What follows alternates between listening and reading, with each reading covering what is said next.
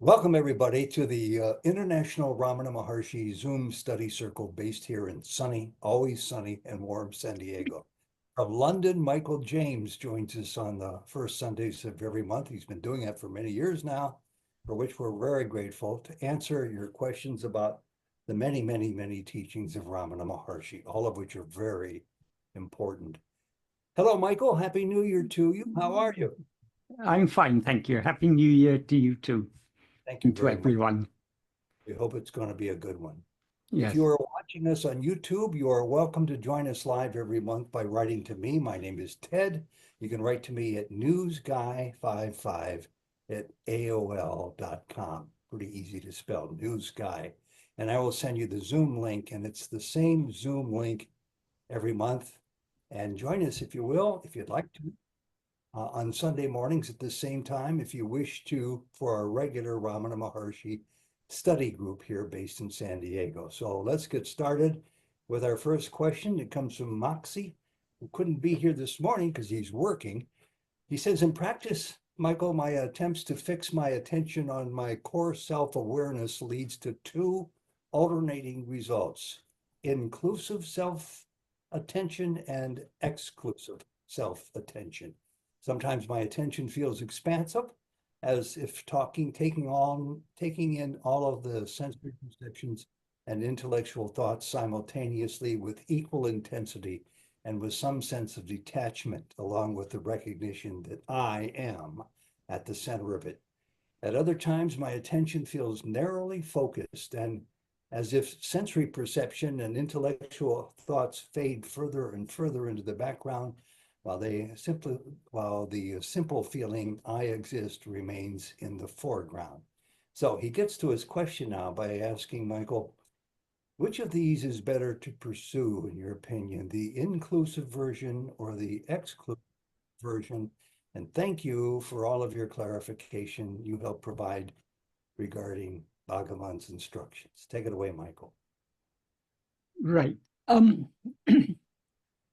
The, the practice of self-investigation or self-attention cannot be adequately expressed in words. Words are only pointers. So from a description like this, it's particularly this description of inclusive, what this Moxie refers to as inclusive self-attention. It's not very clear from that whether what is that, whether that is a description of the correct state or not. That is, the bottom line is our aim in self-investigation is to fix our attention on ourselves as much as possible.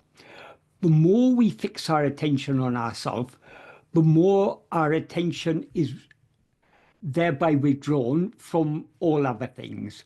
So the description of he gives of exclusive self-attention seems to me to be closer to what self-investigation really should be. That is, the more we focus our attention on ourselves, the more other things, so to speak, fade into the background.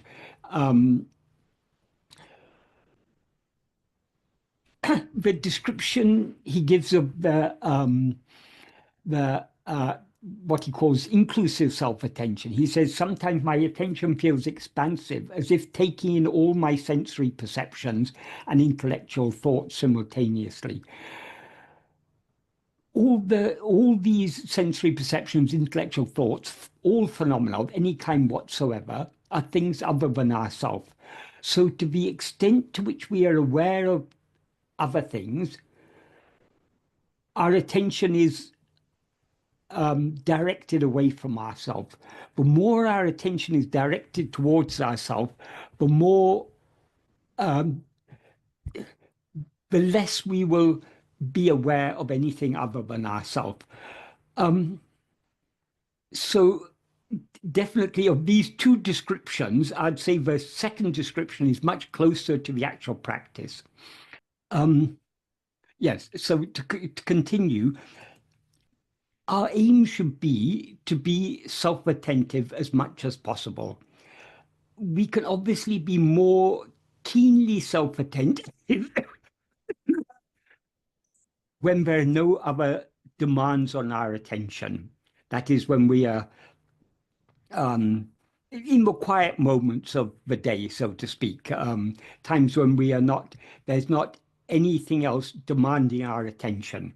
But even when we're in the midst of activities that do seem to demand at least some of our attention, even at such times, we should try as much as possible to hold on to self-attentiveness. That is, in the midst of other activities, at least a certain degree of self-attentiveness or self-remembrance, we can call it, should be going on in the background. That is, whatever we may be aware of, we never cease to be aware of ourselves. But the more we pay attention to things other than ourselves, the more we overlook our fundamental awareness, I am. Of course, it's always there. It's like, as Bhagavan said, it's like the screen in the cinema. But we tend to overlook it because we are more interested in uh, in watching the pictures on the screen than in noticing the background, the screen that's at the background of all the pictures. So in this case, the screen is the fundamental awareness, I am, our own being. And the pictures are all the phenomena that are presented to us. So the more we take interest in the screen, the less we will notice the pictures. The more we take interest in the pictures, the less we will notice the screen. So we need to withdraw our interest from other things and be more and more interested just in knowing ourselves. So inclusive self-attentiveness, I mean, there is a state where we are where we're in the midst of other activities that are taking up some of our attention, but we are nevertheless holding on to our own being, which is the ground or the base of all whatever we experience. Our fundamental experience is I am. So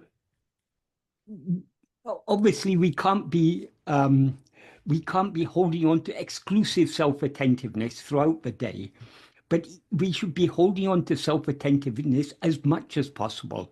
And the more keenly we attend to ourselves, the more we thereby exclude other things from our awareness. So exclusive self-attentiveness is what we're aiming for to the extent possible. I think that's the simplest way of putting it. But even if we do feel, as Moxie seems to be describing here, but we're taking in all the sensory perceptions and all the intellectual thoughts simultaneously, that means our attention is scattered. That is not what we are aiming for. We're aiming for focusing the attention more and more only on our own being, I am. I hope that's a clear answer to that question. I think that's a big question for a lot of people, especially if they have a 9 to 5 job, if they drive their car for a long Yeah. commute, have a family to tend to. I don't know how they can avoid having scattered thoughts all over the place, Yeah. distracting. Well, it is possible, but it requires a lot of practice. Because most of us, even holding on to a few moments of self-attentiveness here and there, is a bit of a struggle. So we cannot expect ourselves to be holding on to self-attentiveness uninterruptedly, though that is what we are aiming for. That's what what we are trying to achieve. Regarding being self-attentive in the midst of other activities, it is actually possible to be exclusively self-attentive even in the midst of other activities, because, as Bhagavan has made clear, whatever needs to happen will be made to happen. I mean, God is making everything happen as it's meant to happen. So even the actions of our mind, speech, and body, those actions that are necessary for what is destined to happen, to unfold, we will be made to do those actions. That's what Bhagavan says in the first sentence of a note he wrote for his mother. According to the prarabdha, the destiny or fate of each one, he who is for that, meaning God or Guru, being there, meaning being in every place, implying being in the heart of everyone, of each one of us. Atma-vichara literally means will cause to dance. In other words, he will make us act in accordance with prarabdha. That doesn't mean that, contrary to what many people assume, that doesn't mean all our actions are actions we are made to do in accordance with our prarabdha, but it just means those actions that are necessary for us to do in accordance with our prarabdha, we will be made to do those actions. So as we go deeper and deeper in this practice, we will find that we're able to hold on to self-attentiveness more and more, in spite of whatever may be happening, in spite of whatever our mind, speech, and body may outwardly seem to be doing. Inwardly, we are holding on to self-attentiveness. So that is possible, but it may not be possible for all of us, particularly in the early stages of practice. But the whole our whole aim should be to move towards being self-attentive more and more. More and more means both the duration of self-attentiveness. We should aim for a greater duration of self-attentiveness and also a greater depth of self-attentiveness. Okay, all righty. I think we can move on if it's okay with you. Yeah, unless anyone has any questions on that. Ted, can I ask a quick question, please? Yes, can I ask a quick question? Yes. Yeah, Michael, this thing has intrigued me for years. The Bhagavan's declaration that whatever is going to happen is going to happen. So what should our attitude be? If that is the ultimate reality. And when we are working, should we not even worry about, we should do the best we can, but not have any anxiety? What's the practical upshot of in life? How do we bring that into practice? The ultimate upshot of that is in Nana. Bhagavan says this in the context of when he's talking about what is complete surrender.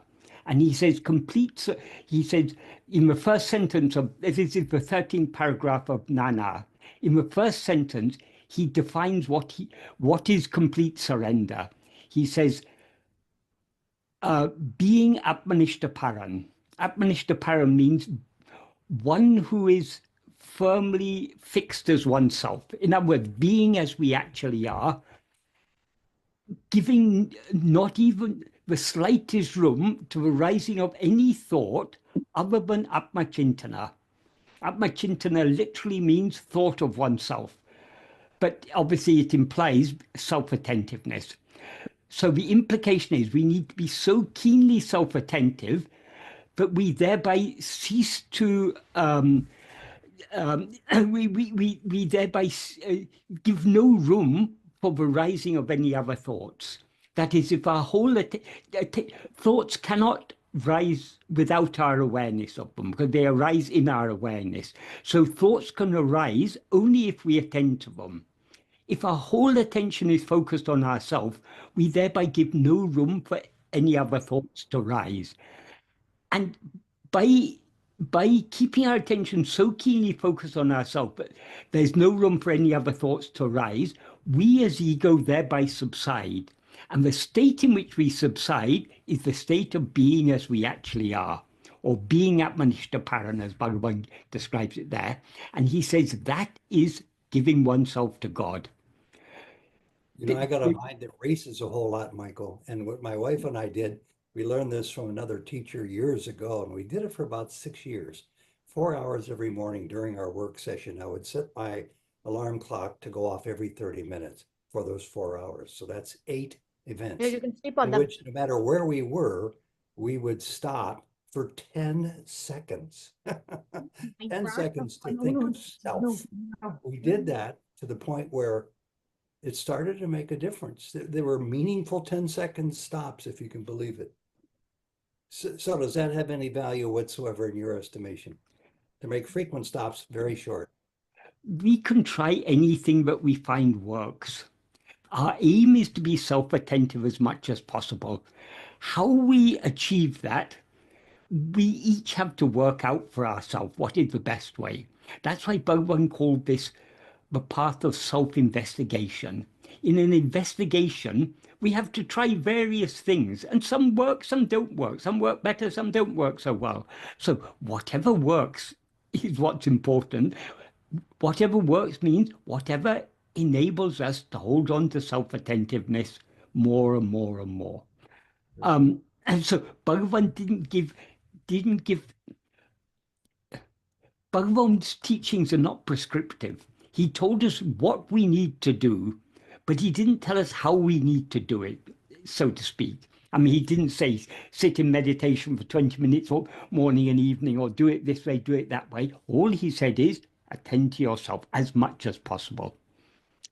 Ted, could I say something? Yeah. Okay. Go ahead. Okay. Sorry, Ted, are you saying I can say something? Well, I was just in the middle of answering Sri Ram's question. So, but if it's directly related with what I'm saying, please ask. Yes, it is. It is Yes. directly related because we've got a contrast here. Yeah. Giving attention to oneself wholly and listening to your words.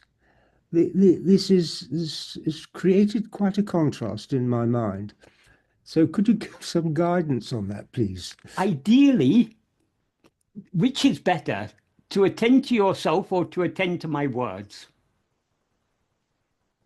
The aim is to attend to your words, obviously. No, the aim is to attend to ourselves. My words are only my words are useful only to the extent to which they remind us to attend to ourselves and help us, motivate us to attend to ourselves. So to the extent we should always bear in mind our principal aim is to attend to ourselves.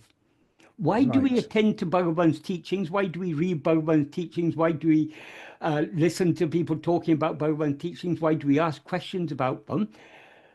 Partly because doing so helps us to clarify what the practice is, and also it motivates us to go deeper in the practice. But the most important thing is the practice. So if we were able to hold on to self-attentiveness exclusively throughout the waking and dream states, it wouldn't be necessary to listen to anyone talking or watch any YouTube videos or read Bhagavan teachings or anything. But the reason we dwell on Bhagavan's teachings, we read them, we hear about them, we think about them, is because that helps us to attend to ourselves. But we should never lose we should never lose sight of the principal aim of attending to ourselves. Thank you. That is, one moment of self-attentiveness is worth listening to anyone talking for hours. Okay, I'll put that into practice now. Right, Thank you very much. Okay. But Michael, can I? Yeah, can I say, so but in practice, none of us are attending to ourselves so exclusively. We are constantly taking in input from the seemingly external environment. So let us, to the extent to which our mind is dwelling on things other than ourselves, let us try and dwell mainly on Bhagavan's teachings, because attending to other things will draw our attention more outwards, whereas attending to Bhagavan's teachings will encourage us and remind us to be constantly trying to attend to ourselves. Thank you. Perfect. Right. Yes. Michael, one quick last question, sir. Yeah. So I haven't actually finished answering your question, but please ask. Yeah. is beautiful. So I hate to a biographical question, but we trust you and respect you so much as a paradigm of Bhagavan's practicing student, sadhak. In your own experience, has it taken a trajectory that in the beginning there was 99% mind going out, Vishayavasana, then 1% Sadvasana, and slowly with patience and faith and unremitting effort, now you are to a place where that the 99% is inward, attention to the self and a little bit outside. And in that, is that when you lose the sense of doership? In the beginning, you were the doer and now Bhagavan is the doer. Is that the transformation we can have faith in? Okay, there are and two give questions. us some courage. There are two questions there. Firstly, you're asking about, do I notice a change from when I started this nearly 50 years ago and now? Yes and no. That is, this is a very subtle practice. So when we talk about 1%, 99%, these are just at best just estimates. We really cannot measure the extent to which we are attending to ourselves. And just like a child who's growing, and children are not really aware of their growth. Those who are around them notice. Particularly if you don't see a child for 6 months or something, after 6 months you say, "Oh, you've grown so much." I mean, that's a thing I don't say to children so much. Oh yeah, I was talking about it's difficult for us to really perceive our own progress. One analogy Sadhu Om gave about this, that is, the progress is the purification of our mind. The impurities in our mind are the Vishaya vasanas, the inclinations to go outwards. So the purification of mind is when the strength of the Vishaya vasanas is reduced and the strength of the Satvasana is correspondingly increased. That is what is called purification of mind. As the mind gets purer, it's able to see its own impurities more clearly. The analogy Sadhu Om gave for this is he gave two analogies. One of them is the moon. In a crescent moon, we don't see any craters. Even in a half moon, you can see the craters only faintly. As the moon gets fuller and fuller, the craters become more and more clear. So they're seen most clearly in the full moon. That is not because the whole of one side of the moon is exposed in the light, as it were. It is actually, if you compare a half moon with a full moon, even in that half that is visible, the craters are less clear than half of a full moon, so to speak. So the craters become clearer and clearer as the moon becomes brighter and brighter. Likewise, as our mind is purified more and more, we become more and more aware of the residual impurities. So it may sometimes seem to us that we are even worse than when we started, because when we started, we weren't so aware that the impurities in our mind were not so noticeable to us as they are as our mind gets purer. So it is difficult for us to see it's difficult for us really to perceive our own progress. That was one thing. And you had asked a question. I wanted to say another thing, but I've forgotten now what it was. Yeah, you had mentioned two analogies that. Oh yeah, well, another analogy is the analogy of a dirty cloth. If you've got a white cloth and you've rolled in mud, the whole thing looks dirty. If you wash it, you remove the superficial dirt, and then the deeply ingrained dirt is more visible. And as you wash it more and more, the deeply ingrained stains stand out more and more. That was the other analogy he gave. But there was something you said earlier. Yeah, I was asking you about the sense of doership. Because, Oh, Bhagavan says you're not the doer, prarabdha, everything, the that ordainer is doing everything. oh yes, that was the other thing. How, That is how about to overcome that sense of doership, how to conquer that? doership will remain so long as we rise as ego, because the instruments of action are mind, speech, and body.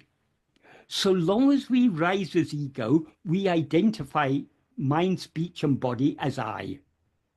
So whatever this mind, speech, or body may be doing, we experience it as I am sitting here, I am talking, I am thinking, I am hearing, so that doership is unavoidable so long as we rise as ego.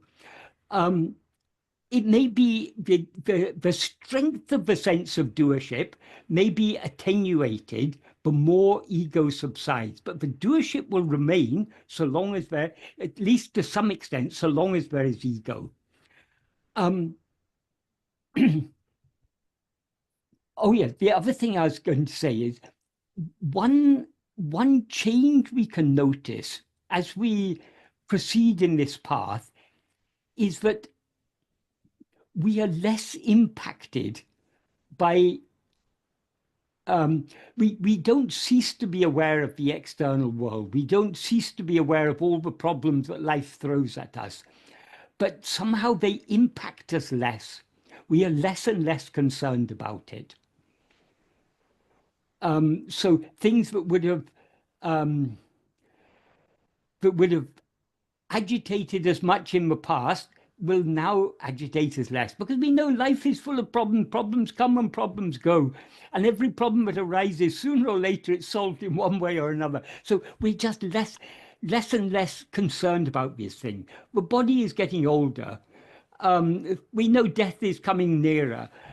But what's it matter? These are all inevitable things. So somehow there is a certain, again, it's very subtle, but it is noticeable that we are less concerned about things, less impacted by things. So there are subtle signs, but it's all very subtle, and we can't, though we can observe these subtle changes. Right up to the end, it will always seem to us, but we are not attending to ourselves enough, because we aren't attending to ourselves enough. We should be attending to ourselves. If we really are devoted to Bhagavan and his teachings, we will be attending to ourselves all the time, to the exclusion of all other things. None of us, so long as we're in the stage of practice, none of us are achieving that. So the extent of our self-attentiveness will always seem to us to be inadequate. So it's very difficult to measure these things, and we are not here to measure our progress. We're not, it doesn't matter. I mean, progress is for whom? Progress is for ego. Purification is for whom? It's for ego.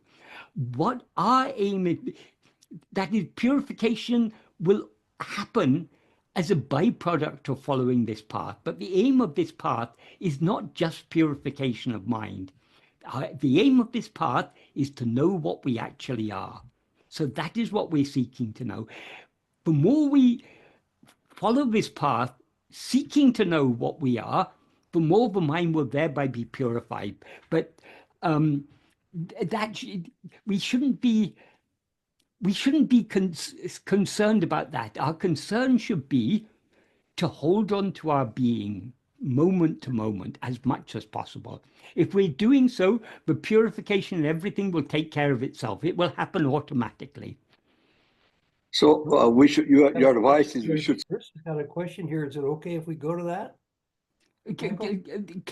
So I haven't really finished answering what Sri Ram had asked earlier. It's directly related to what you're talking about.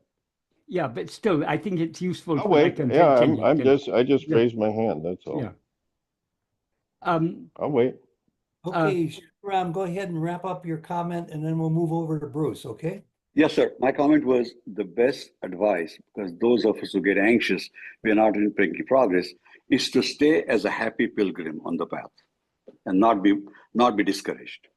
Yes, yes. I mean, we can put it that way. But coming back to your original question, I was talking about the 13th paragraph of Nana. So in that 13th paragraph, first Bhagavan defines what is surrender. In effect, what he says is being so keenly self-attentive that we give no room to the rising of any other thoughts. By implication, that means giving no room to the rising of ego, because ego rises only by attending to other things, or only to the extent that it attends to other things. That is giving ourselves to God. And then he says in the next sentence, however much burden we place on God, he will bear all of it. That means all our concerns about, oh, I've got to think about this, I've got to do this, and so on and so forth, leave it all to God. He will take care of it. And then in the next sentence, he says, when one Parameshwara Shakti, one supreme ruling power, or one supreme power of God, is driving all karyas. When he says it's driving all karyas, that means it is making everything happen as it's meant to happen. It's making us do what we need to do. So when that one Parameshwara Shakti is driving all karyas, why should we, instead of yielding to it, be constantly thinking it's necessary to do like this, it's necessary to do like that? That is, if we cling firmly to self-attentiveness, everything else is going to be taken care of by God, as it's being taken care of by God, whether we are self-attentive or not. So we, as you say, we need to give up this doership. We can give up the doership only to the extent to which we're self-attentive. The doership cannot be destroyed altogether without destroying ego. But the doership will reduce in strength, so to speak. It'll be less and less strong. And then he gives the analogy, which I think we're all familiar with, of the passenger on the train. When the train is carrying all the burden, why should we who go traveling in it suffer carrying our little luggage on our head instead of putting the luggage aside and traveling at ease? So the more we surrender, the more we don't have to worry either about our bodily life and bodily needs and the needs of our family and everything. If all that's being taken care of by prarabdha, we also don't have to worry about our spiritual progress.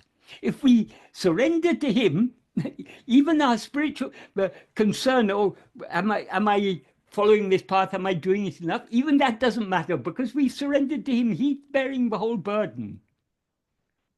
So if we're really following the path, we won't be thinking about whether we're making progress, whether we're more self-attentive now than we were when we started 10 years ago, 20 years ago, 30 years ago, whatever it is. Our aim is, moment to moment, to try to hold on to self-attentiveness and thereby prevent the rising of ego. That's a very poignant and touching answer, Michael. Right. Thank you very much. Whose answer is it? It's Bhagavan's answer. Bhagavan has given it there in Nana. I haven't said anything. I'm just pointing out what Bhagavan has said. Thank you so much. Right. And Bruce, you wanted to say something in this connection? Yeah, I just, it's more a comment, and it was directly related, and I think it encapsulates it well. As long as we cling to doership, we're clinging to darkness. It's just really as simple as that. Well, yes, we cling to doership by clinging to the body and mind as I. So long as we rise as ego, we take these things to be I, and so the doership is very strong. The more we attend to ourselves, the more we as ego subside, and the more this doership, the strength of the sense of doership diminishes. Right. My point, that doership is darkness. Yes, ego is darkness, and doership is nothing but ego. So I'm trying to frame it as a motivational Right, aspect. right. Yes, Yeah, yes, certainly. great. Thanks. Right. Ronnie's got a question for you on this topic. Michael, I was just going to ask that, isn't it true that on the way of this path, what happens is that the desire for moksha or self-realization also drops, and you're just more focused on the being part of it? The word desire is appropriate for things other than ourselves. We desire things other than ourselves. Moksha is not something other than ourselves. It is our real nature. So the love to know and to be what we actually are is what is called what's it called, mumukshutva, the desire for liberation, or the love for liberation. That liberation, in some bhakti schools of Vedanta, they say even the desire for moksha should be given up. We don't even want moksha. All we want is to serve Krishna. That is true in a sense, but they are taking moksha to be something that we gain. Moksha is not a thing to be gained. Moksha is losing everything. So the being in that state, as Bhagavan says in verse 29 of Upadesha Undya, Bandha vidatra parasukamutrava indinile nitralundi para, irepani nitralamundi para. That means being in this state of supreme bliss.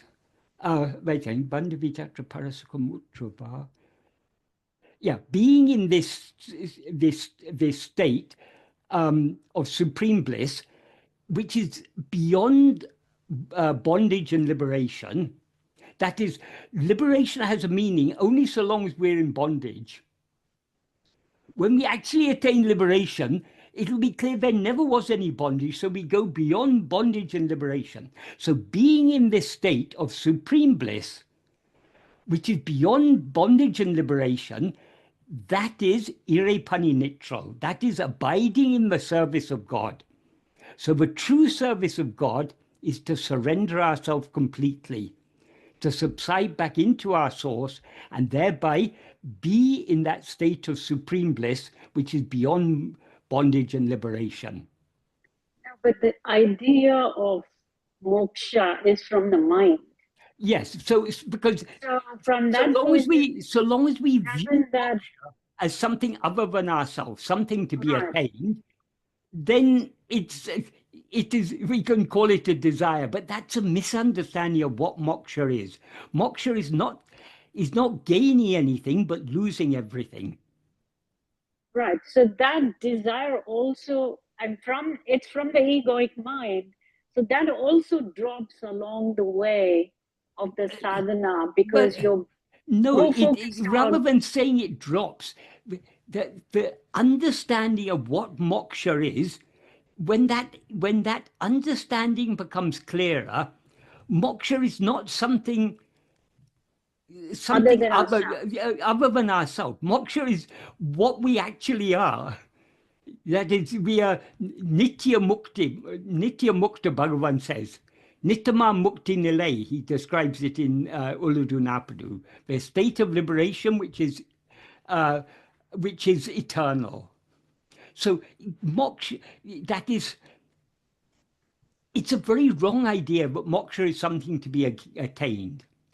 When everything is lost, what remains, that is called moksha, and that is what we actually are. And that is beyond the duality of bondage and liberation. right. So what we need, when we're following Bhagavan's path, we need to have deeper and deeper and subtler understanding. Then it won't be, moksha will no longer seem to be a thing to be attained. There's nothing to be, there's nothing for us to gain. Bhagavan said, if you gain something, you're certainly going to lose it. But And I think what we are that's why seeking is what we always actually are. and that's why maybe the motivation from the mind completely is obliterated along the path. No, I'd say the motivation on this path is not desire, it is love. Right. When we love anything other than ourselves, that love for things other than ourselves is called desire. When we desire ourselves, that desire for ourselves is what is called love. It's a pure, it's love is pure, desire is impure. And desire is for things other than ourselves. So this love to know and to be what we actually are cannot be in any way compared with desire for anything other than ourselves. It's fundamentally different. We're not seeking to gain anything, but to give up everything. Okay, Ronnie? Oh, yeah, I mean, that's fine. Thank you. Michael, this question is from Tim, and I don't see his name here, so I don't think he's here today. He says, I'm trying to get more clarity on what is real and what is unreal, or a temporary state. And then he goes on to say that I have listened to your point out that a state such as nirvikalpa samadhi, which may bring peace or bliss, is not our aim, as those feelings simply come and go. I'm taking Ananda to mean bliss, happiness, or love. And my confusion, he says, lies in the fact that Ananda seems to be a feeling that comes and goes. Yet in Nanyar, Bhagavan says that I alone is awareness, and the nature of awareness is Satchitananda. Michael, the questions. The Satchitananda part makes sense to me. The Satchit part. Obviously, always here. However, if Satchitananda is real, he says, the true nature of I, that is always here, then why does Ananda seem to come and go and be a temporary state? Right, okay. Our real nature is infinite being, Sat, infinite awareness, Chit, and infinite happiness, Ananda. When we rise as ego, we limit ourselves. We don't, let's say we seemingly limit ourselves. So as ego, our existence seems to be limited to the existence of this body. I was born so many years ahead in the past, and at some point in the future, I'm going to die. So my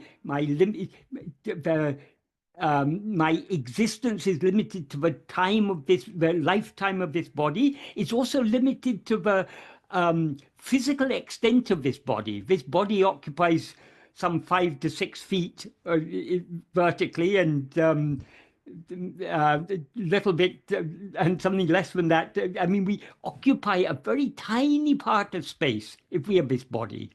So we limit our existence. We also limit our awareness. We know some things, we don't know other things. We also limit our happiness. We enjoy little bits of happiness here and there.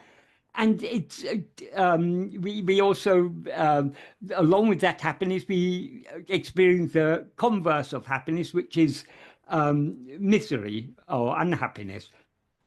So all these are caused by the limitations we set on ourselves.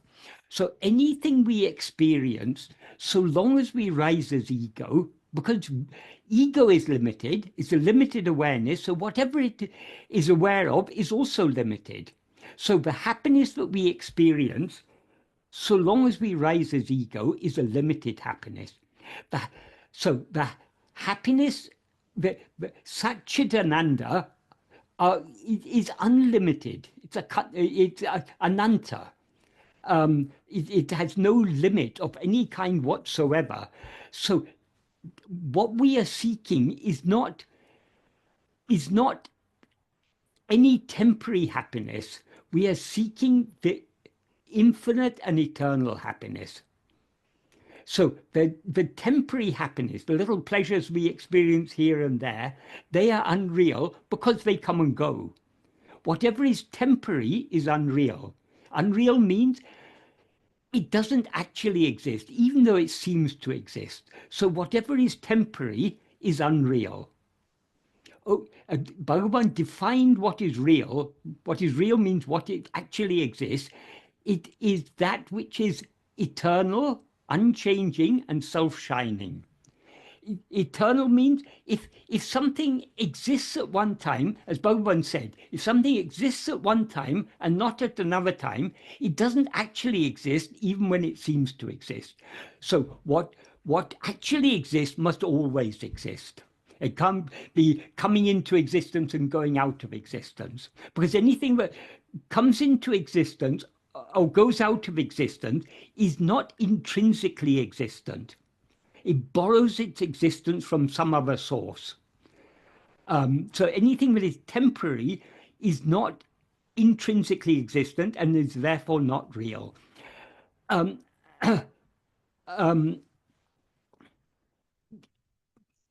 Awareness, any awareness that is limited to knowledge of things, awareness of things is a limited awareness. That is not the real awareness. Real awareness is pure awareness. Pure awareness is awareness that is not aware of anything other than itself. And since it is, being aware of this or of that is a limitation on awareness. That is, awareness of phenomena is limited awareness, because we know one thing, we don't know another thing. Or if we know this thing now, we didn't know it previously and we won't know it afterwards. So it's all limited in likewise, whatever happiness we experience is so long as we rise as ego, is also limited. So limited existence, limited awareness, or limited happiness is not the real. Is not real.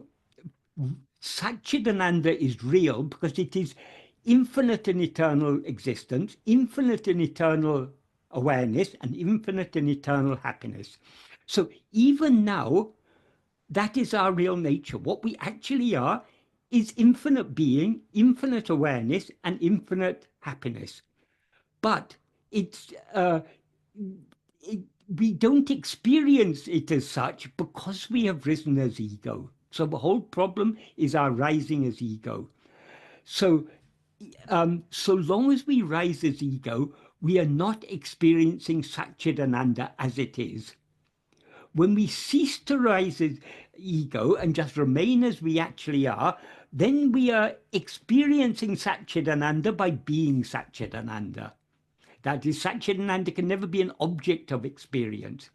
Anything that comes and goes, the pleasures we experience, they're all objects, things other than ourselves, because if they were ourselves, they couldn't come and go. The fact that they come and go means there's something other than ourselves. So that is not the real happiness. So if we want to experience the real happiness, we need to be as we actually are. In other words, we need to cease rising as ego. And in order to cease rising as ego, we need to attend exclusively to ourself. So long as we attend to anything other than ourself, we who are aware of anything other than ourself are ego. Satchidananda is not aware of anything other than itself. It knows Satchidananda by being Satchidananda. As Bhagavan says in verse 26 of Upadesha, Tanai irtle tanai aridlam. Being oneself alone is knowing oneself. And since ourself is Satchidananda, what we actually are is Satchidananda, that means being Satchidananda is knowing Satchidananda. So long as we rise as ego, we seem to be something other than infinite being, awareness, and happiness. And so we don't experience what we actually are as we actually are. I hope that's a clear answer to that question. Yeah, Tim, are you here today? If you are, speak up now. I don't think he's here, but I wanted to ask you a follow-up to this, Michael, because my wife asked me this very question yesterday. It's the topic you're talking about, much of this session today. we're talking as if absence of the ego occurs in some people walking the earth today. We're talking as if a good number of people might be fully awakened or self-realized. So the question is, for those who are, in your opinion, and I have a heavy suspicion that you know of them, some of them, for those who are self-realized today, what do they do? Are you talking about self-realized people? Yes. There's no such thing as a self-realized person. Okay, how about fully awakened, people who have no ego? These are all contradictions in terms. Well, then explain what you're talking about. Being so, that is, we seem to be a person because we have risen as ego. What is aware of itself as I am a person is ego.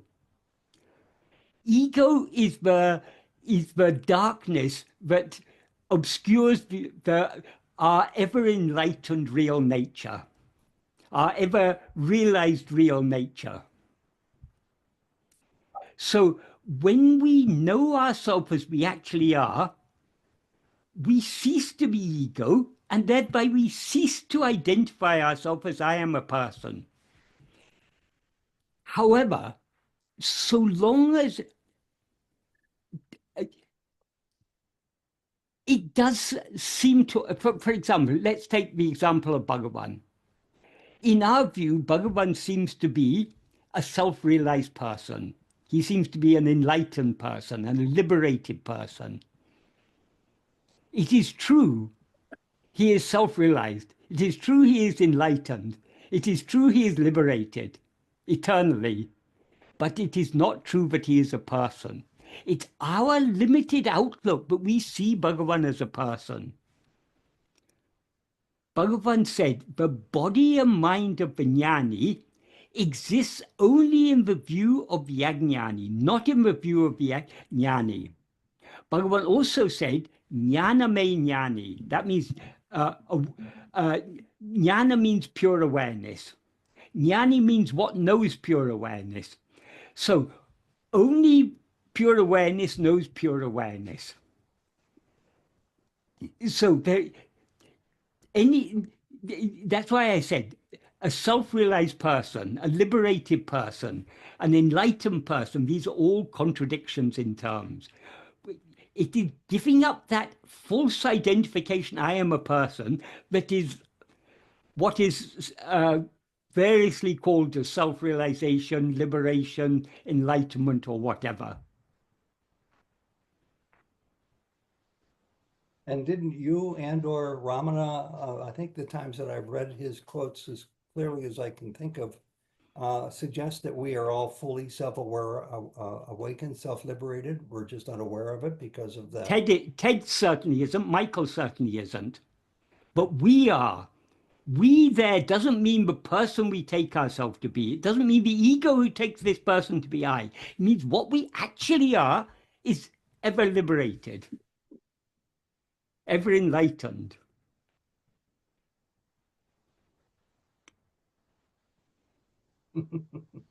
Okay, it seems to be sometimes I find myself. Why this is important? Why this is important? Many people, that is, we always look for solutions outside ourselves because we are lacking in happiness. Our experience is that we're lacking happiness. We seem to be lacking happiness. So because we are lacking happiness, happiness isn't within us, it must be outside. That's the wrong assumption we make. So we're always looking for, I'm not happy, so I must look for happiness outside. My knowledge is limited, so I must gain more knowledge from outside. We're always looking outside for the solutions to our problems. But the whole point of Bhagavan's teachings is to tell us the solutions to our problems do not lie outside, they lie within ourselves. If we, it's very easy to go about in search of self-realized people or enlightened people, and to think that if we find an enlightened person, somehow we can gain enlightenment from that enlightened person. Bhagavan said, you cannot gain enlightenment from anything other than yourself. But if you meet a real guru, the real guru will not say, "Come to me, I will give you I will give you enlightenment." The real guru will say, "See yourself, see you're ever enlightened." So we need to stop looking outside. Jnana cannot be found in the external world. Jnana is our real nature. So we can find it only within ourselves. Many people around the world until 1950 traveled to Tiruvannamalai just to work on the path towards what they figured might be enlightenment. Yes, yes. But is Bhagavan's grace just limited to those 54 years he lived in Tiruvannamalai? Is it just limited to those people who came to him physically? If we understand Bhagavan correctly, Bhagavan is ever present. That is, for some people, it may have been necessary to travel to Tiruvannamalai to see Bhagavan, to be told by Bhagavan, "You yourself are that." Mm-hmm. What you're looking for is not outside of you. It's you yourself are that. Go towards the self. Go towards yourself. Yes, that's what I mean. Yeah. When we say the self, it sounds like it's something. But there's no self other than ourself. Yeah, I thought it would sound too egotistical to say go towards myself. Well, that's what we have. It's precisely what we have to do. It's egotistical going towards anything else. Yeah. Yes. Yes. Okay. Can I ask a question, Michael, please? Now, go ahead, Sri Ram. Quick question, Michael. You mentioned that Bhagavan is everywhere. We, of course, know that. But Bhagavan himself has stated that the power of Arunachala cannot be denied. Somebody asked him, "Why did you travel to Arunachala?" Yeah. Bhagavan said the power cannot be denied. And yeah. I think it was Colonel Chadwick, Major Chadwick, said that the light gives the heat, the light and the fire gives more heat, the one if you are closer to the light. Is there something to that, to make a pilgrimage to Tiruvannamalai to bask in that glory? Yes, there is in a certain sense. I mean, definitely, there is a benefit in going there and being there for some time. But that benefit, if we need that benefit, it will happen. Okay. Many people are never able to visit Tiruvannamalai. But does that mean that they're in any way deprived of the grace of Arunachala? Bhagavan did say, Arunachala appears outwardly in the form of a hill, but Arunachala is ever shining and ever dancing in our heart as I. He says it explicitly in verse 2 of Arunachala Pancharatnam. And in so many other verses, he refers to Arunachala shining in the heart as the destroyer of the soul. In so many ways he's constantly, if we go through all of Stuti Panchakam, the 5 hymns, we'll find constant references or direct or indirect references to the fact that Arunachala is shining in our heart. Tane tattvamidane, tane kartavai Arunachala, he sings in one verse. Oneself alone is the reality. You yourself reveal this to me. Sure. Can I ask one last question, Michael? Yes. I know that you talked about this Paramananda, the infinite bliss and Satchit. For us, it's indescribable. But you spend time with sages, Muruganar and Sadhu Om, that were in that state. We think that you are in that state also, but anyhow, that apart. What can you give us some encouraging words? What did you take from them? What can we encourage ourselves, stimulate ourselves to what you saw in them, that state of Ananda, Satchit? Right. I never actually have a good fortune of meeting Sri Murugana. He left his body 3 years before I came to Tiruvannamalai. I was with Sadhu Om. Sadhu Om was extremely simple, very, very humble. There was nothing pretentious about him at all. So it's when you're with someone who is like that, it's that is, on the one hand, you know that that person is not an ordinary person, that they're not really a person at all. But at the same time, they seem to be so ordinary. It was the same with Bhagavan. Sadhu Om said, so long as Bhagavan was there in the body, there was a subtle maya over our eyes. For example, Sadhu Om was a poet, and he composed many beautiful songs on Bhagavan. Whenever he composed a song, he would have a desire to, the first few visits he made to Bhagavan, he sang in front of Bhagavan. But later he didn't even like to sing in front of Bhagavan because so many other people were there. So he would simply write the song and he would give it to Bhagavan, and Bhagavan would look at it. And he would feel satisfaction when he gave it to Bhagavan. But then he would think to himself, how foolish am I? That is, where did this song come from, if not from Bhagavan himself? So I have the full sense of doership. I have composed this song and I am giving to Bhagavan. So that is, in those days, people who were far away from the ashram, they used to write letters. They would address their letters to Bhagavan. It would be read in the office, and sometimes it would be the letters would be shown to Bhagavan. But Bhagavan didn't usually write. Sometimes he would indicate what should be replied, particularly if it was someone had a bereavement or something. Bhagavan would say some consoling words or something. But most of the replies came from the ashram office. But people felt satisfied because they knew that the letters they had written, it had come to Bhagavan's attention. That was enough for them. So, but do we need to write letters to Bhagavan? Do our letters have to be seen by Bhagavan? Do we need to? That is, so long as Bhagavan seems to exist outside, as Sadhu Om said, it was a subtle maya over our eyes. Only when Bhagavan cast off this physical body did he make it more clear than ever that he is not this body, that he is ever the eternal, the one eternal reality.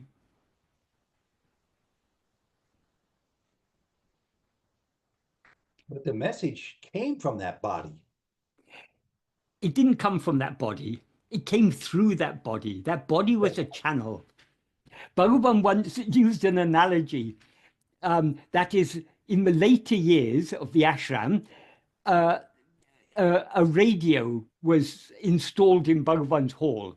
And it wouldn't often be played, but it would usually be played if there was some classical music concert, because in India, classical music means it's devotional. So sometimes if there were devotional songs were played on All India Radio in those days, it was called. If there were some devotional concert was going on, that would sometimes be played on the radio in Bhagavan's hall. After one such concert had been played on radio in Bhagavan's hall, Bhagavan said, "See this radio. We hear this beautiful singing coming from the radio. But if we open it up, we don't find anyone inside singing. The singing comes from another source.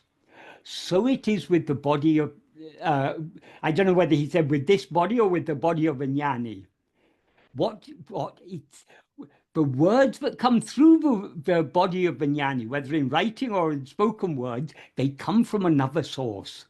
The body of the jnani is just like a radio set. It's a transmitter, but it's not the source." And on another occasion, when someone asked Bhagavan, you say that you are not identified with his body or mind in any way whatsoever. But when we ask questions, then where do the answers come from? Bhagavan said, answers come from the same source from which the questions arise. In other words, ultimately, it all comes from within ourselves. Even the Bhagavan we see outside comes from within ourselves. What we see outside as the name and form of Bhagavan is just an outward reflection of our own reality, or an outward, if we can't, if no word is adequate for it, an outward appearance of our own reality. I've always seen that as a very difficult hill to climb, to consider it coming from knowing that, learning that, understanding that it can only come from yourself, because that's all there is. Yeah, but it's not coming from ourself as ego, it's coming from ourself as we actually are. Right. Your teachings along the way have helped a lot of us to see that more clearly. Well, let's, Charles, do you have you're going to talk next, Charles? Hi, can you hear me okay? Yes, yes. Okay, great. Thanks, Ted. Thank you, Michael. Mm. Michael, I had a question about turning within. And I don't know if I would call this a technique or not, but what I've been doing, and I don't think it's a particularly new approach or anything, but I wanted to share it with you and maybe get your opinion.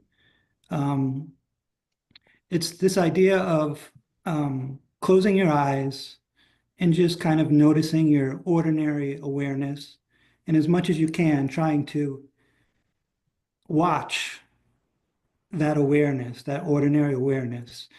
Thoughts come inevitably, and when they do come, I try to recognize them, put them aside, and again try to watch my ordinary awareness. Wanted to just get your opinion on kind of that approach of turning within.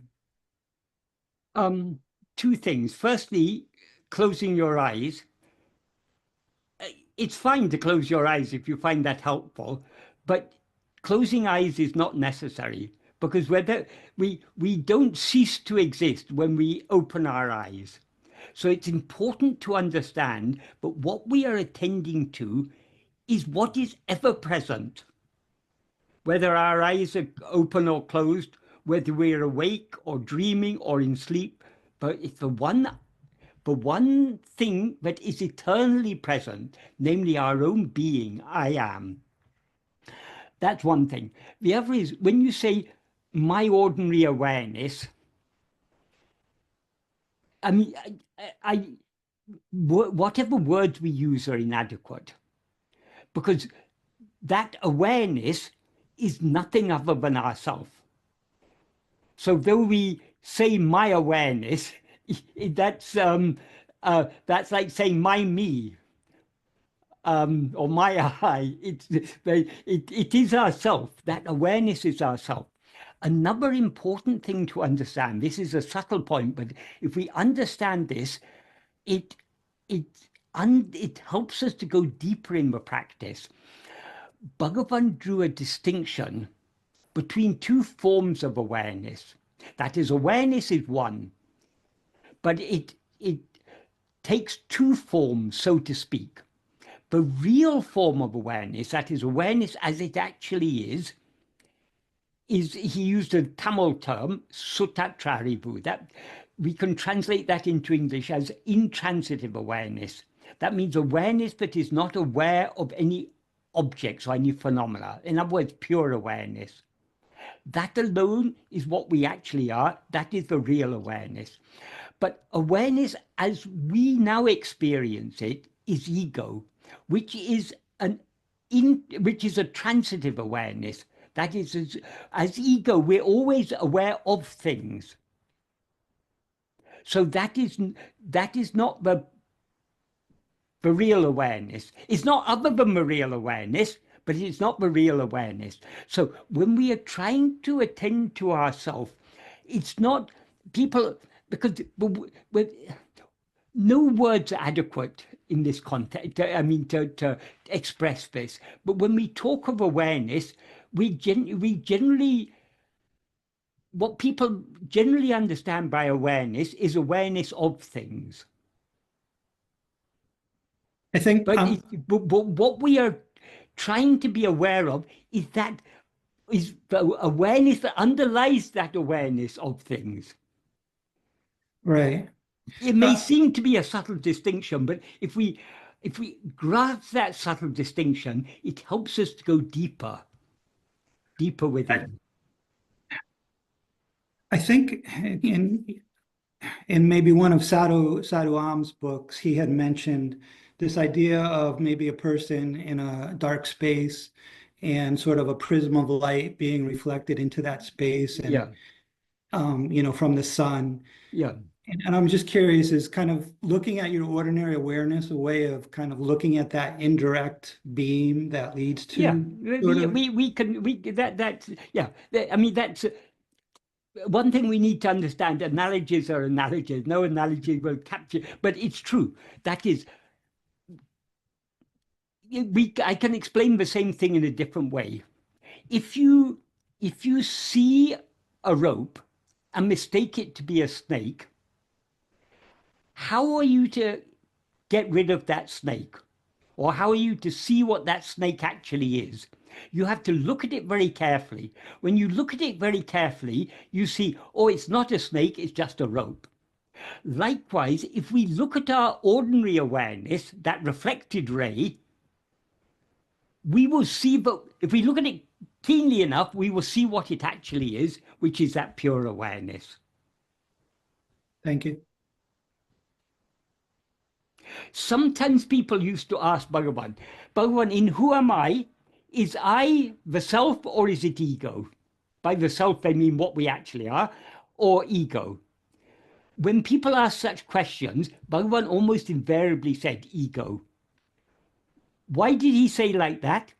Because those people are still thinking in terms of two eyes. Some big eye, some real eye, but we don't know, and this little eye, which we do know. But actually, there's only one eye. So if we look at this ego carefully enough, we will see that it is not ego, but only that infinite pure awareness.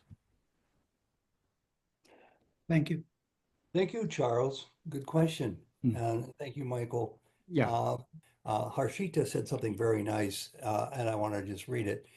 No questions from my side today, she says, but listening to Michael explains how Bhagavan is always a blessing and brings me great joy and tears to my eyes. I joined this satsang after several months, and I cannot explain how blissful it is to just think and listen to Bhagavan and his teachings. And I'll add, she means through you, Michael. So through me doesn't matter. It's because there's nothing special about me. It's because it's Bhagavan's teaching that it is. We have to see the source. The source is Bhagavan. And also there's another brief one here. In fact, it's 2 words, and it's a question from Sudha Mantri. May I? Sudha, does that mean may I ask a question? And if so, go ahead and ask, and then we'll get to Bruce. Thank you. Namo Ramanaya, Michael. Namo Ramana. Just speak up a little bit, Sudha. Yes. Yeah, and as usual, my questions vanished. Thank you. Thanks for Ted for arranging this. One thing I want to share is questions vanish, interest vanishes. That's all. It's just there's no direction. It just feels very, practice does. And when I said practice, even that sounds very vague, but it does have, there is a clear journey towards inwards. And thanks, Michael, for bringing the clear message. Your translations matter to us. I know you resist, but thank you. Yeah. Well, it's true. The more we go within, the more the questions dissolve, because either the questions are seen to be irrelevant, or if they're relevant questions, the answer becomes clear to the extent to which we go within. So questions do drop off. Those people who asked Bhagavan lots of questions were those who understood his teachings least. Those who understood what he was talking about had no need to ask any questions. Does that help, Sudha? Absolutely. Namo Ramanaya. No more. Very good. Thank you. And thank you, Michael. Bruce, go ahead. Yeah, I wanted to kind of comment on the you were talking earlier about the body of Bhagavan, but I just wanted to bring it back up in terms of Bhagavan would never, like Michael said, never said that it was he, as in the body. And the real testament to this is that Bhagavan wasn't I wouldn't call it being drawn, because he himself expressed it very well in Akshara Manamalai, that he was taken. Okay, he was in bodily taken. Okay, and because he was completely surrendered, that taken, just like whatever you want to call it, that his body motated itself over to Arunachala.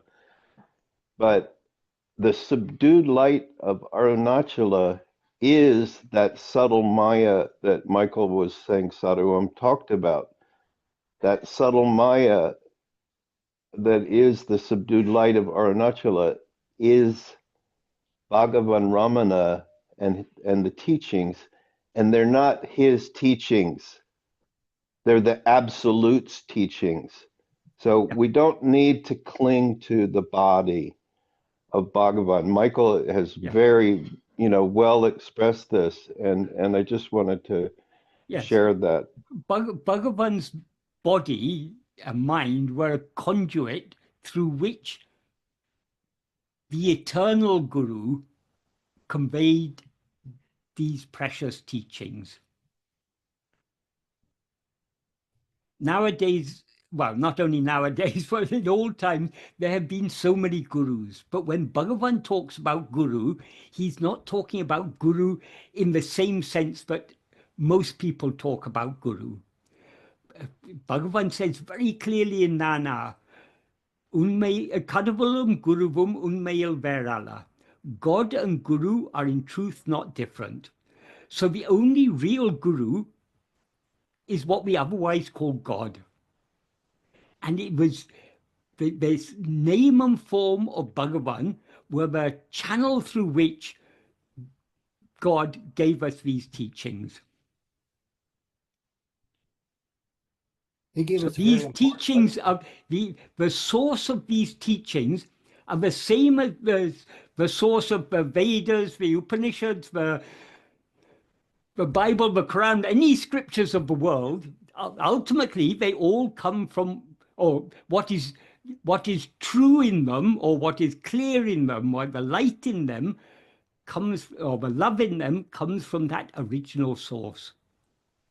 And that is what, that original source is what manifested in the, it's what is ever there in the form of Arunachala, and manifested for a few brief years in the form of Bhagavan Ramana, and left of these teachings, which will be with us for as long as we're here anyway. They will be here for, we can say they'll be here for thousands of years if we take this world to have any existence apart from ourselves. It was a great day for me, Michael, when I found in the literature, the books I've read with Ramana's teachings, the admonition to turn within, to turn to the master within. Yeah. Well, that's what we've discussed 10, 15 minutes ago, is myself.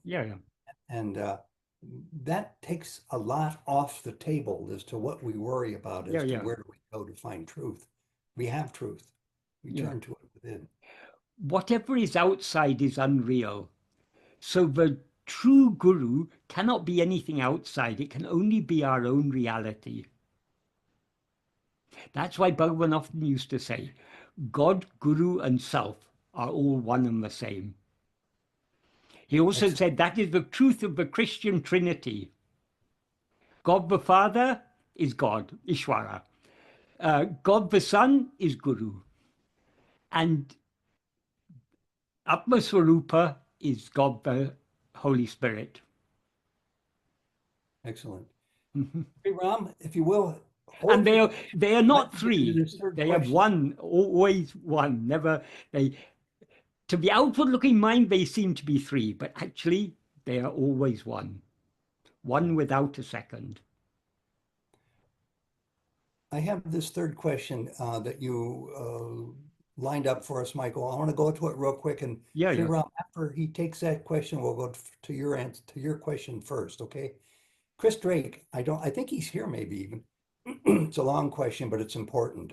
Having recently read Ramana's translation of Viveka Chudamani, I hope I'm saying that right. Chudamani. Amani, I have a few questions. The emphasis appears to be on discrimination between the self and the non-self. And when you come to the end of the non-self, all you have left is Satchitananda. Literally anything that can be seen is the non-self. Okay. First question, is the goal to whittle down our awareness to be completely focused on the unmitigated seer and thereby completely dissolve the distinction between subject and object?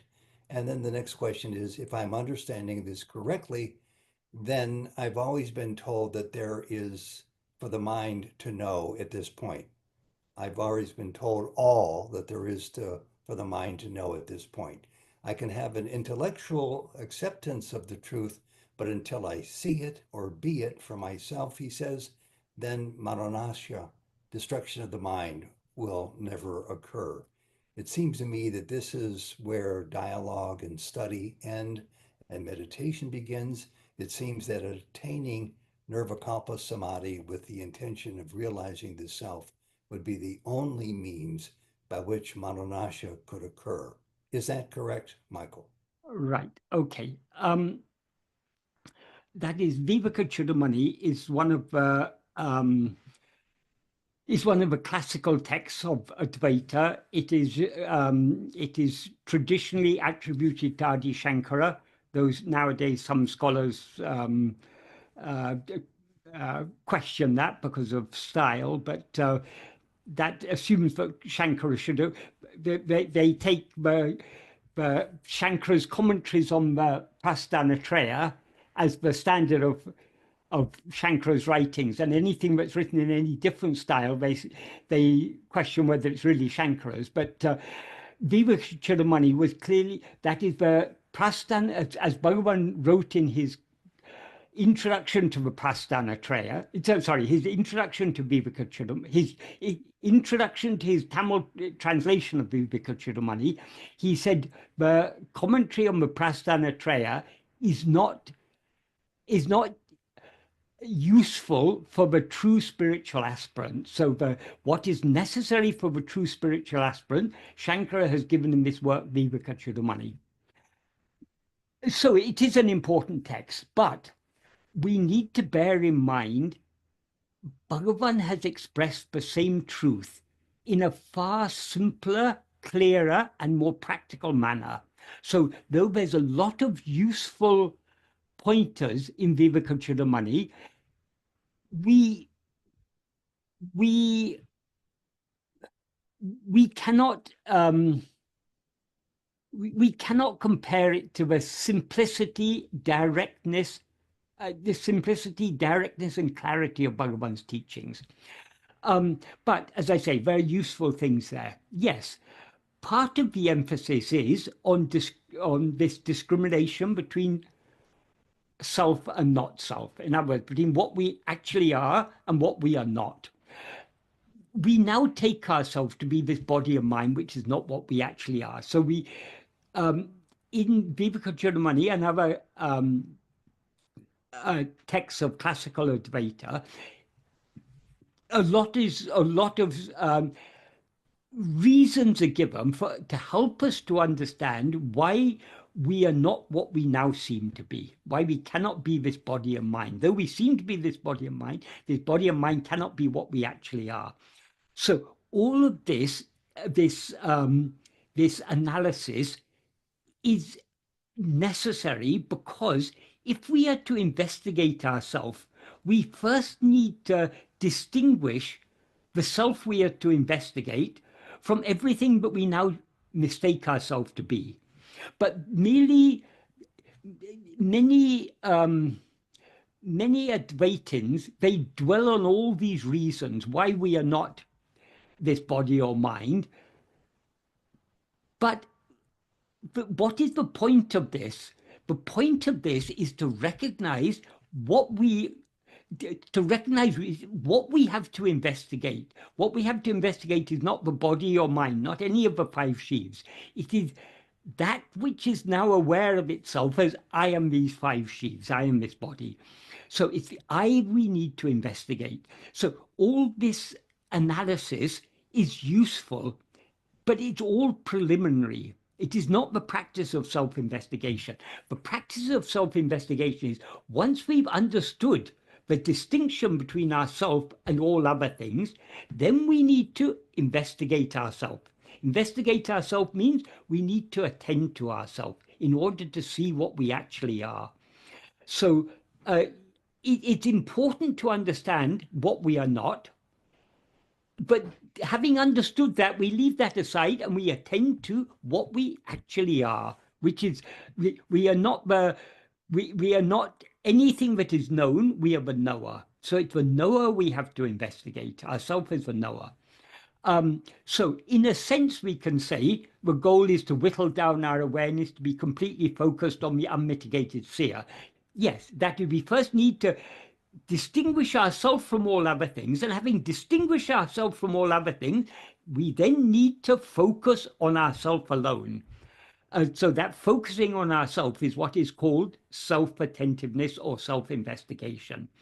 And thereby we completely dissolve the distinction between subject and object.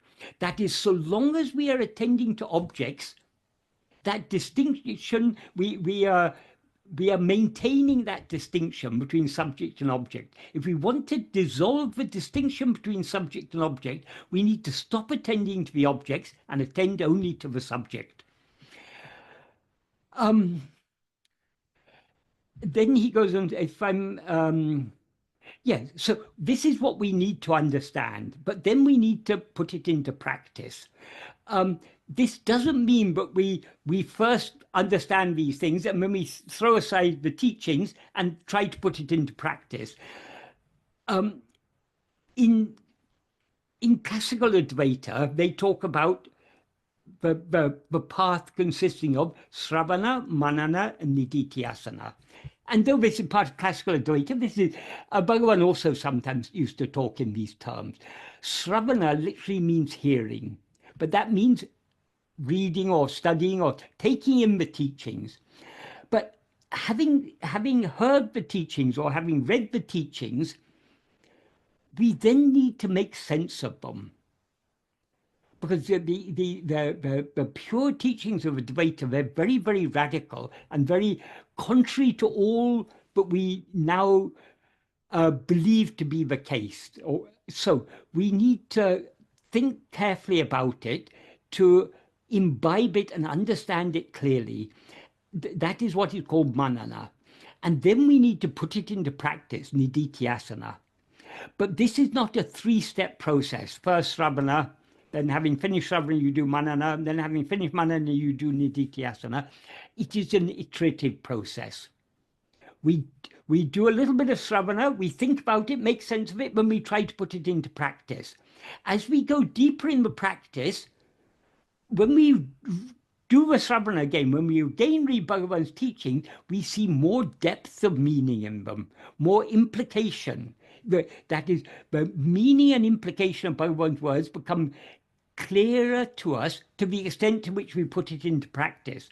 So as Bhagavan's words become clearer to us, our reflection on them becomes deeper, the manana becomes deeper.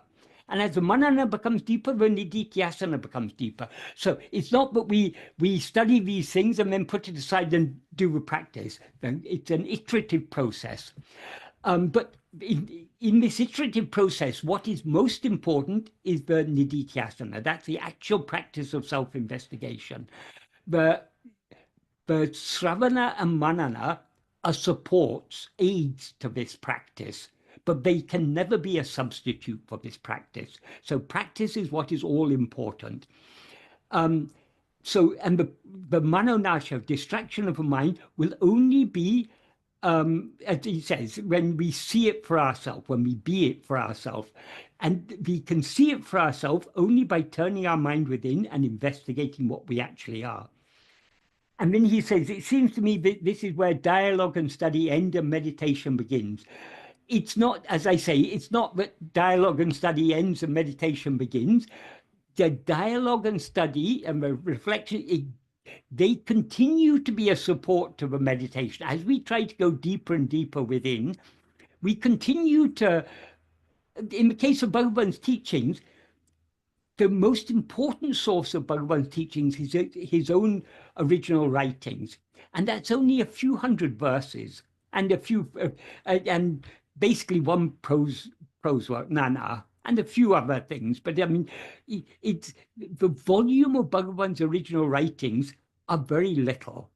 But we can go on studying that for a whole lifetime and still be learning from it, still be drawing from it, providing we are putting it into practice.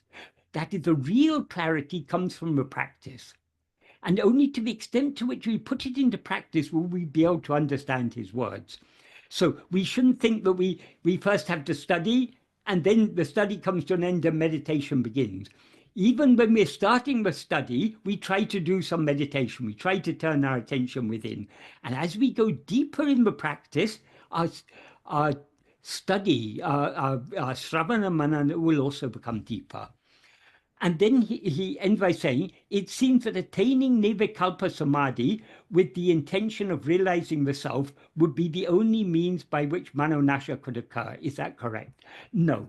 Why do we need to attain Nirvikalpa Samadhi? Nirvikalpa Samadhi, that is, word samadhi is firstly, it's not a term that is native to Vedanta. It's a term that originated from yoga. And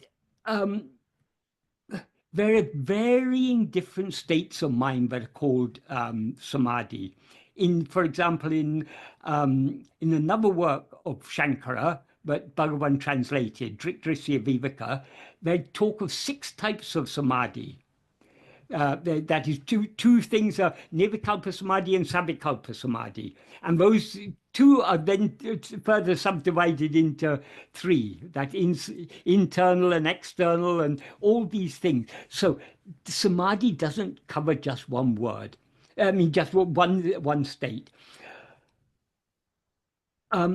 Nirvikalpa Samadhi, as it's usually understood, Bhagavan said it is a state of manolaya. We do not need manolaya. Manolaya means a temporary dissolution of mind. Sleep is an example of manolaya. It's a state of temporary dissolution. So the Nirvikalpa Samadhi that is attained by yogis by means of breath restraint is just a temporary dissolution. It is manolaya. And we do not make any progress in manolaya. It's a very pleasant state to be free, because we're free. That is, it's a state in which mind is completely dissolved, but it's only temporary. So Bhagavan said the only real samadhi is what he referred to as sahaja samadhi. Sahaja means natural samadhi. So what he calls natural samadhi is what he also called our natural state. So it is it is just being as we actually are. That is all that is necessary. When people hear terms like Nirvikalpa Samadhi, did we come to this spiritual path to know what is Nirvikalpa Samadhi, or did we come to this spiritual path to know what we are? We only came to know what we are. So let's not be diverted away by all these words like Nirvikalpa Samadhi. Whatever they refer to, it's no concern of ours. Our only concern is to know who am I. And to know who am I, we don't need to know about Nirvikalpa Samadhi or Savikalpa Samadhi or anything. We just need to know who am I. And knowing who am I and being who am I, who we actually are, that is what Bhagavan calls Sahaja Samadhi. So let's not worry about Nirvikalpa Samadhi. What we need to do is here and now in the waking or dream state, because it's only in the waking and dream state that we have risen as ego and can therefore investigate ourselves. In the waking dream state, as much as possible, we should try to attend exclusively to ourselves. And to the extent to which we attend to ourselves, we as ego will thereby subside. And when we attend to ourselves keenly enough, we as ego will subside and dissolve forever in the pure awareness that we actually are. That is what is called manonasa. That the difference between manolaya and manonasa is manolaya is a temporary dissolution of mind, like sleep. Manonasa is permanent dissolution. When we say permanent dissolution, even that is not quite adequate, because that implies that the mind once exists there and then was permanently dissolved. But when we investigate ourselves keenly enough, what we will find is, as Bhagavan put it in verse 17 of Upadesha Undiyar, manomenum ondrile, there's no such thing as mind at all. So what is called manonasa is not that there existed a mind and it was then destroyed. It is the recognition that there never was any such thing as mind in the first place. What exists alone exists as it is for all eternity, and we are that. That is what we actually are. So you say that being what we actually are, you say that being is our natural self, and you really emphasize that natural word over and over. I didn't say our natural self. Our self is natural. That is, being as we actually are is what Bhagavan described as Sahaja Samadhi, our natural state.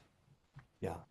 You would think that would come easily for us, but that's the rub. It seems so simple, yet it seems to be an almost though that state is our real nature, it is quite contrary to the nature of ego. The nature of ego is to be always going outwards, always knowing things other than itself. So it's as ego, but we are trying to know what we actually are. So we ourselves are the obstacle to knowing what we actually are. When I say we ourselves, I'm referring to ourself as ego. Ego, yeah.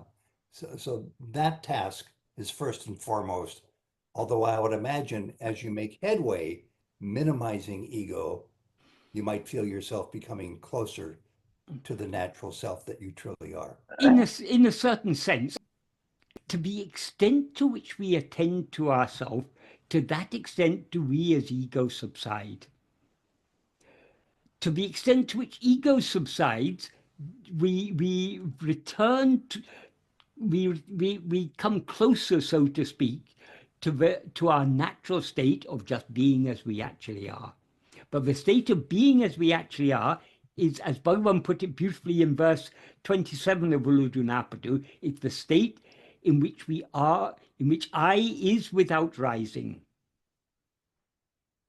That is, he says there, Nanu diadu ullanilai, namaduvai ullanilai. The state in which I is without rising is the state in which we are that. That they're referring to what we actually are, namely Brahman. So tending to ourself is not only the task, it's the goal. Yeah. Thank you, Michael.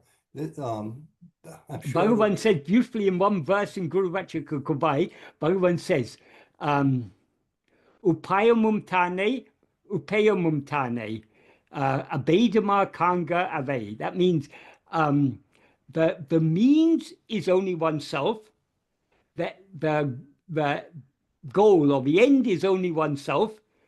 See that these are non-different. So the path itself is the goal. Yeah. Our aim is to be as we actually are.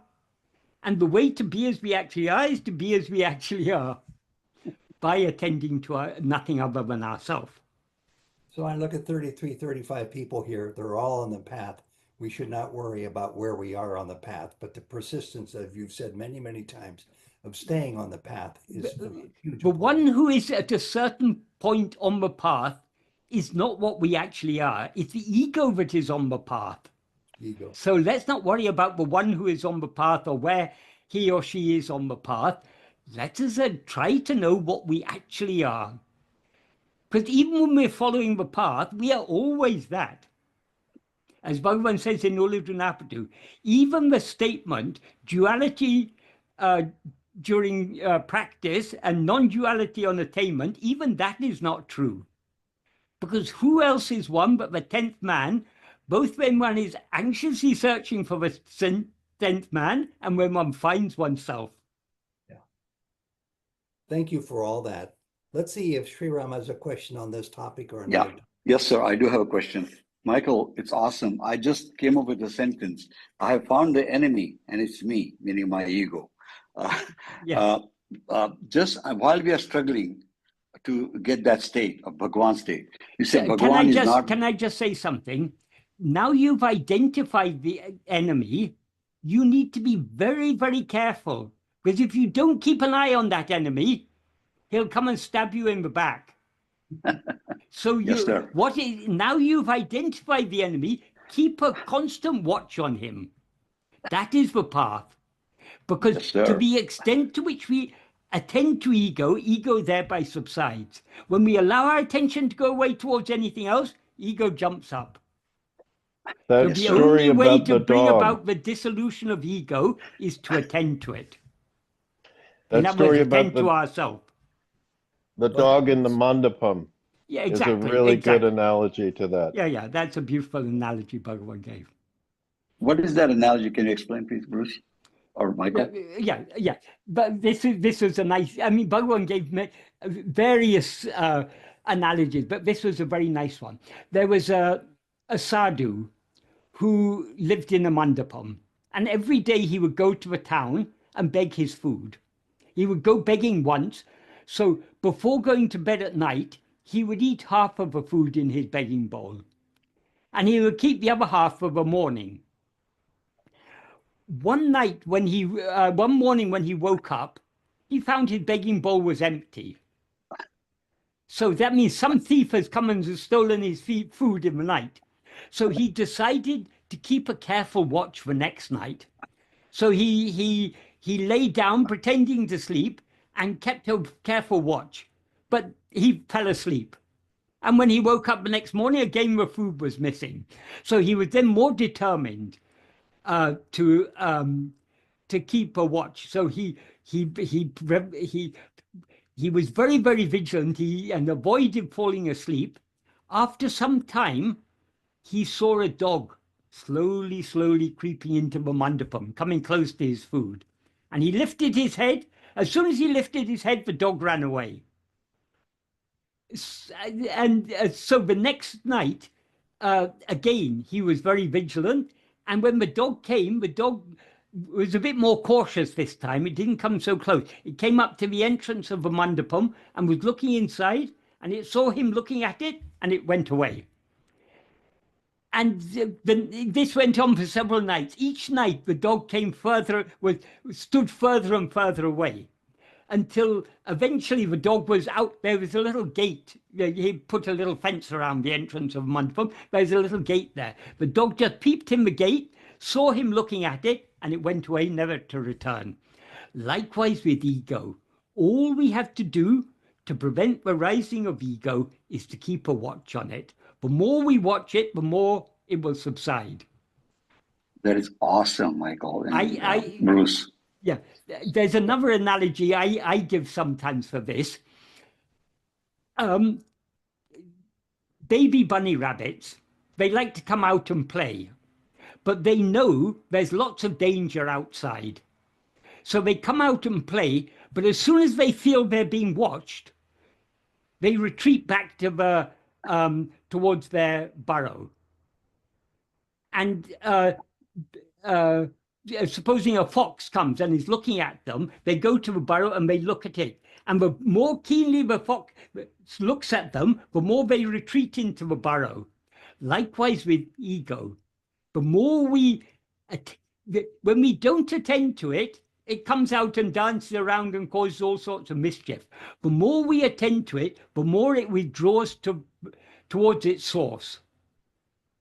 And it hides in its little burrow. So we need to keep a constant eye on ego or on its source. In the case of a rabbit, the rabbit and its rabbit hole, they're two different things. But in the case of ego and its source are essentially the same thing. That is, the ego is never anything other than the underlying reality from which it rose. And it's ego that stabs you in the back if you're not tending. If you're not attending to it, yeah. All our troubles are caused only by this ego. So Bhagavan has given us such a beautiful solution.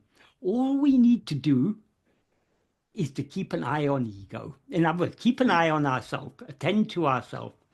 The more we attend to ourselves, the more we will thereby subside. But ego, Michael. So that becomes more than a full-time job to keep tending to ego. Yeah.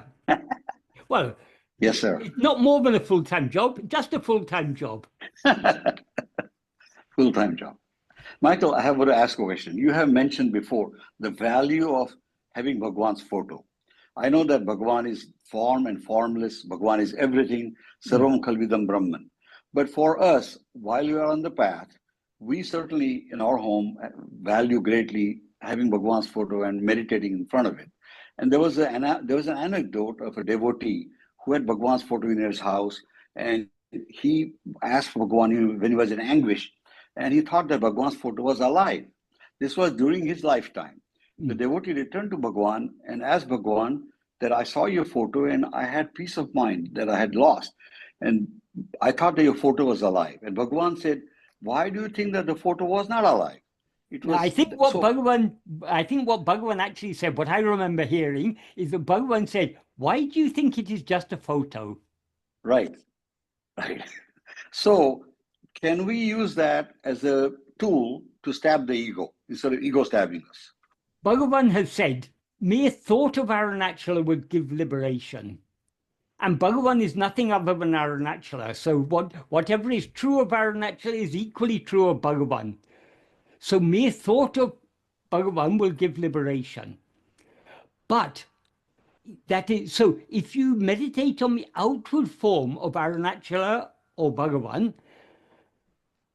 Bhagavan has described it beautifully in verse 10 of Arunachala Patikam. I have seen a wonder, this magnetic hill but forcibly attracts the soul. Subduing the mischievous activity of the soul who thinks of it even once, drawing it within to face itself, making it still like itself, it feeds upon, it takes that pure soul, that sweet soul as bali, as a sacrificial offering. And then he ends by saying, be saved by thinking of this great Arunagiri that shines in the heart as the killer of the soul, killer of ego. So there he explains that if we think of the outward form of Arunachala, it will work within our mind, subduing the mischievous activity of the mind. That means the outward going activity of the mind will be reduced.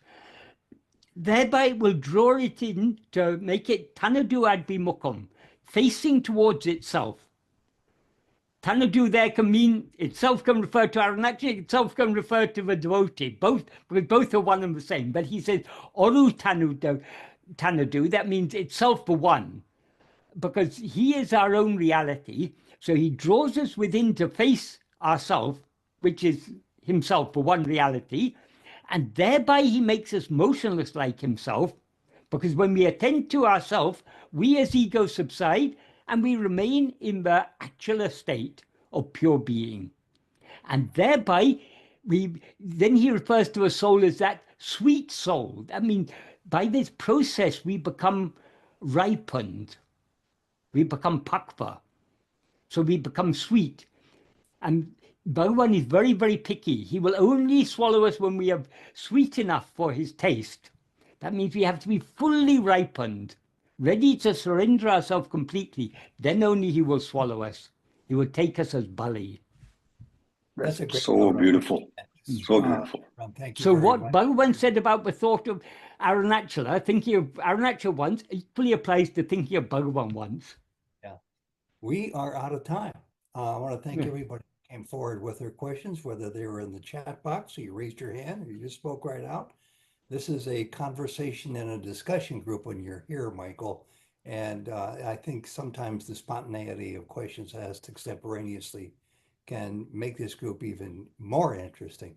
But we got through 3 of the big questions that were sent to us ahead of time, and I'm grateful for that. And I'm also grateful for everybody else speaking up that did. Michael, we're going to see you now. February's on our heels. Yeah. On Sunday, February the 2nd will be our next meeting with you. Last comment from you, Michael. These are some of the most important points I think I've heard you talk about, even though many times people repeat similar questions over and over again. It feels like you've talked about 2 or 3 of the most important ones today. Whatever the questions, the answers are all the same. We should attend to ourselves. That is the solution. Yeah. To the extent to which we attend to ourselves, exclusively to ourselves, Right. to that extent do we as ego subside. I'm so glad you added that word exclusively, because it's that persistence doing something exclusively meaningful to being Yeah. one with the self that really Yeah. helps And a lot. exclusively also means not attending to anything other than ourselves. Yeah. Yeah. Attending was to a ourselves so keenly that we thereby exclude all other things from our awareness. Well, thank This you was a again. Thank you magnificent everyone way for to being here, and we're going to see you a month from today. And an invitation to those of you who come only monthly, feel free to join us every Sunday for 90 minutes at the same time, where we discuss exclusively Ramana's most important lessons. And I say that because they're all most important. Thank you very, very much. We'll see This you was a again. magnificent way to usher in the new year, Ted and Michael.